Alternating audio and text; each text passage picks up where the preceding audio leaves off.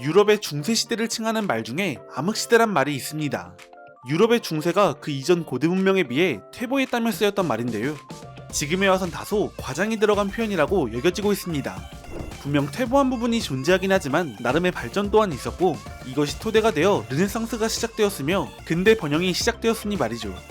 그런데 여기서 퇴보하다 못해 바닥을 찍고 르네상스 시기에도 해결되지 못한 부분이 있으니 바로 위생입니다. 18세기까지도 유럽의 위생 상태는 절망적인 상황이었습니다.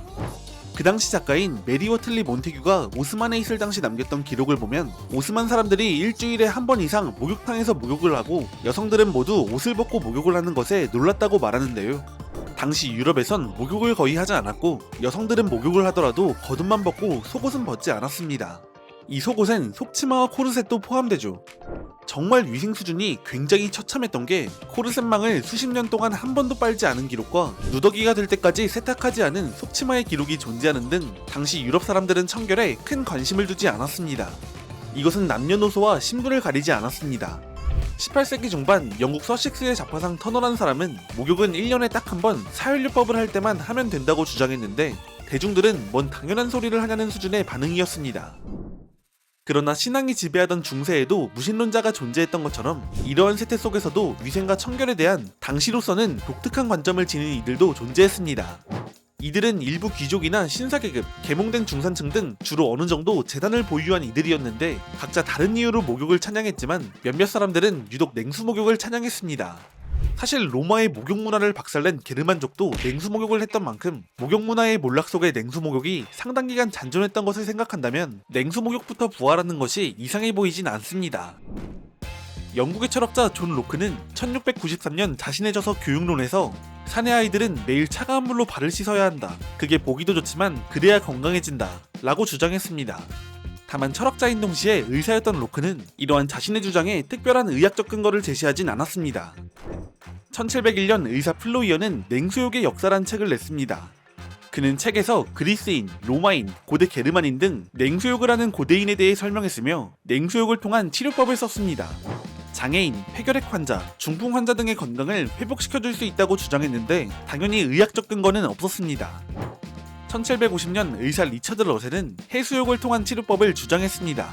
추운 겨울 새벽 5시에 해수욕을 하고 나서 바닷물을 마시면 건강에 큰 도움이 된다고 말했습니다. 그의 주장은 큰 인기를 얻어 역사가 미슐레는 그를 바다의 발명자라며 치켜세웠습니다. 프랑스의 교육학자 겸 철학자 장자크 루소는 자신의 책 에밀에서 아이들은 불결하게 생활하기 때문에 자주 씻겨주는 것이 좋으며 차가운 물로 씻기는 것이 좋다. 기왕이면 얼음물이 좋다. 라고 주장했습니다. 또한 위생과 건강 외에도 이러한 목욕 습관을 가진 이들이 추위에 잘 견디며 인내심이 좋아진다고 말했습니다. 이들의 주장은 과장이 다분히 들어갔거나 과학적 분석을 통한 결과라기보단 개인적 신념에 기반한 주장이었지만 어쨌든 사회에 위생에 대한 새로운 바람을 불어넣는데 성공했습니다. 18세기 후반이 되면 의사들은 모든 계층의 환자들에게 우물물, 강물, 바닷물 등 어떤 물이건 간에 목욕은 건강에 좋다며 권장하기 시작했습니다. 1830년대엔 모공에 대한 새로운 관점이 등장했습니다. 이전까진 목욕을 하면 피부에 모공이 열리며 역병이 쉽게 몸에 침투할 수 있게 된다는 관점이 지배적이었고 때문에 씻지 않는 행위로 모공을 보호했습니다.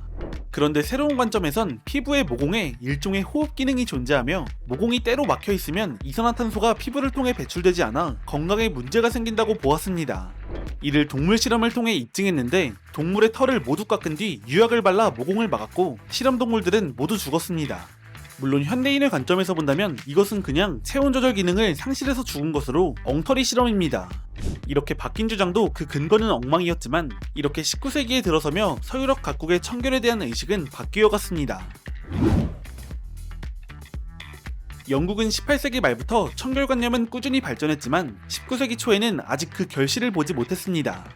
1812년 런던 시의회는 필요하단 말이 없다는 이유로 시장 관저에 샤워실 설치를 거부했고 케임브리지 대학교 기숙사 사감은 학생들은 고작 8주가량 기숙사에서 지낼 뿐이라며 기숙사의 목욕탕은 필요 없다고 주장했습니다. 심지어 1837년까지 버킹엄 궁전엔 목욕탕이 없었습니다. 이후 점차 부유층을 중심으로 위생과 청결에 대한 관심이 퍼졌는데 19세기 중반에 이르면 수도를 통해 냉수 샤워나 목욕을 했으며 여건이 되지 않는 이들은 대야의 물을 받아 씻기 시작했습니다. 19세기 중반엔 수도관을 통해 끌어온 물을 고체 연료나 가스를 이용해 온수로 바꿔 공급하는 시스템이 등장했는데, 이렇게 온수욕이 가능한 환경이 만들어졌음에도 불구하고 온수욕은 인기가 없었습니다. 온수를 공급해주는 장치가 심각한 소음을 내는 데다가 툭하면 폭발하는 등 여러 위험이 있었고, 성능 또한 처참해 물이 데워질 때까지 시간이 걸렸으며 온수기에서 벌레와 파리 시체가 가득한 녹물이 먼저 흘러나오기도 했습니다. 한편 1832년 리버풀에서 콜레라가 유행한 이후 빈민들의 위생 상태가 문제가 되었습니다. 당시 빈민들의 위생 상태는 심각한 수준으로 영국 정부는 그들의 위생을 방치했다간 파멸적인 결과를 맞이할 수 있다고 판단했죠. 그들 중 몸을 씻는 사람은 아무도 없었고 먼지는 셔츠로 문질러 닦았으며 그나마 세수만 했을 뿐이었습니다. 이에 빈민층의 위생을 위한 기반 시설을 정비하려 했으나 비용의 한계를 느낀 정부는 대중목욕탕을 증설하는 것으로 마무리했습니다. 다만 여전히 목욕에 대한 빈민들의 반응은 좋지 않았습니다. 독일에선 대중목욕탕이 크게 유행했습니다. 영국처럼 빈민층이 아닌 중산층 이상에서 유행했는데요. 다만 독일의 목욕탕은 목욕 그 자체를 위한 것이라기보단 고대 로마의 목욕탕처럼 종합문화시설에 가까웠습니다. 성별 계급별로 수영장이 딸려 있었고 식당과 이발관 등이 있었습니다. 그래서인지 이 대중목욕탕은 빈민들의 위생 상태를 개선하는데 큰 도움이 되진 못했습니다. 목욕탕 보급 이후에도 독일의 노동자들은 연평균 5번 정도 목욕했다고 합니다. 프랑스는 19세기 초부터 청결의 필요성을 인지하고 있었지만 정부는 그에 필요한 기반시설보단 프랑스인의 자부심을 자극하는 각종 기념물 건설에 더 관심이 있었습니다. 1830년대 런던의 경우 전체 주택의 3분의 1에 수도관이 설치되었는데 프랑스엔 수도관이 설치된 경우가 드물었을 정도였죠. 영국의 소설가 프랜시스 트롤럽은 1835년 파리를 방문하고 나서 각종 건축물을 설치하는 것보다 수도관 증설에 집중하는 편이 파리 시민에게 더 이로울 것이라고 평가했습니다. 주택에 욕실이 별로 없으니 그나마 목욕탕이 발달했는데 1840년대까지 파리 시민은 연평균 2회 정도 목욕탕에 갔을 만큼 위생 상태 개선은 쉽지 않은 일이었습니다. 1860년대에 들어서야 수도관을 통한 급수시설이 첫 선을 보였는데 기존의 위생에 대한 인식이 장애물로 남아있었습니다. 당시 출간된 한 책에는 목욕은 한 달에 한 번 이상은 곤란하다, 욕조에 앉아있는 것은 나태함과 나약함을 불러온다고 쓰여있고 귀족들 중엔 우리 식구 중에 목욕하는 사람은 아무도 없다고 말하는 사람도 있었습니다. 한편 전신 온수욕을 거부하는 사람들도 씻긴 했는데요.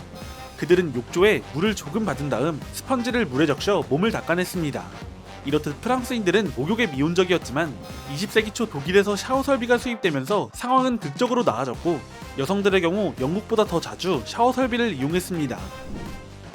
여기에 미국도 보자면 미국의 위생 상태는 19세기 초반까지 유럽과 별다르지 않았지만 시간이 지나 19세기 후반에 이르면 신문물의 호의적인 성향과 경제 성장으로 만들어진 최신식 도시로 인해 위생 상태가 매우 좋아졌습니다. 유럽은 더럽고 스스로를 깨끗하다고 여길 정도였죠. 청결에 대한 미국인들의 태도는 점점 더 신중해져 1901년 뉴욕시에는 신축 아파트 모두 층마다 물을 공급해야 하는 시설을 반드시 설치하도록 법으로 정했습니다. 이러한 발전 속에 근대 위생사에서 굉장히 큰 비중을 차지하는 사건이 벌어졌습니다. 1853년에서 56년에 벌어진 크림 전쟁이죠. 크림 전쟁은 전쟁 중 전투로 죽은 군인보다 질병으로 죽은 군인이 더 많은 전쟁인데요. 이런 양상을 보인 전쟁이 크림 전쟁이 최초도 아니고 마지막도 아니지만 크림 전쟁은 한 사람의 존재로 인해 인류 역사에 진한 기록을 남길 수 있었습니다. 바로 나이팅게일이죠. 전쟁은 투르크 연합군 60만 명과 러시아군 90만 명, 약 150만 명이 참전한 전쟁입니다. 그중 러시아 45만 명, 오스만 4만 5천 명, 프랑스 9만 5천 명, 그리고 영국 2만 명이 전사했는데 숫자를 보면 파병 인원수가 다른 것도 있겠지만 그것을 제하더라도 영국의 전사자가 굉장히 낮은 것을 알 수 있습니다. 나이팅게일의 활약 덕분인데 그녀는 무질서한 야전병원에 질서와 규율을 만들었고 나태한 군 간부들을 설득해 의료품을 세심하게 관리했습니다. 보급이 잘 되지 않을 때는 망치로 창고문을 부수고 가져갔다는 일화도 있죠. 또한 나이팅게일은 더러운 붕대와 재사용한 침대 시트, 오염된 물 등이 2차 감염의 원인이라는 사실을 확인해 조치했으며 간호사들에게는 항상 깨끗하고 하얀 옷을 입을 것을 요구했는데 이것은 위생 상태를 확인하기에 용이하기 때문인 것으로 보입니다. 이러한 활약으로 인해 영국군의 환자 사망률이 42%에서 무려 2%로 급격히 줄었습니다.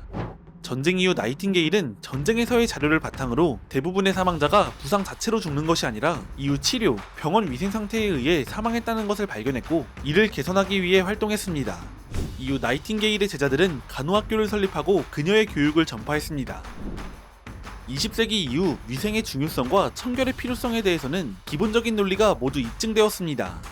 다만 위생을 개선하기 위한 기술과 경제적 여력이 있는가에 대한 부분은 또 다른 영역이었기 때문에 유럽에서 가장 발달한 서유럽의 경우에도 국민 절대 다수가 매일 목욕을 할 수 있는 환경은 20세기 중반에 와서야 달성됩니다.